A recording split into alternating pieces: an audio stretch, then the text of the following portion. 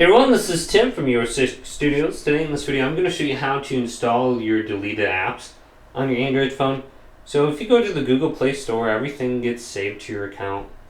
So just tap this and go to the top right to your profile right here. And then go down to Manage Apps and Devices. Now under here we can go to where it says our apps on the top. Just go to Manage. And wait for this to load.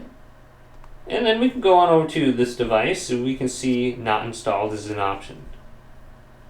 So if we deleted something and it's not on one of our phones or devices, it should show up under here.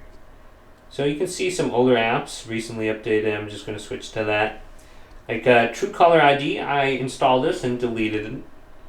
Then Pixel Camera Services, maybe I deleted that too. So you can look under here to see if there's some apps you deleted from your phone at one point, and you can easily get it back on. So if I scroll on down, there's not too many apps in here.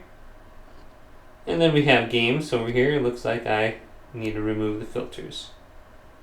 So just check that out. Maybe you might be able to find the application you're looking for. Hopefully this video did indeed help you out. If it did, leave it a big thumbs up. And subscribe to my channel down below for more checkout videos coming up next on YourSixGaming.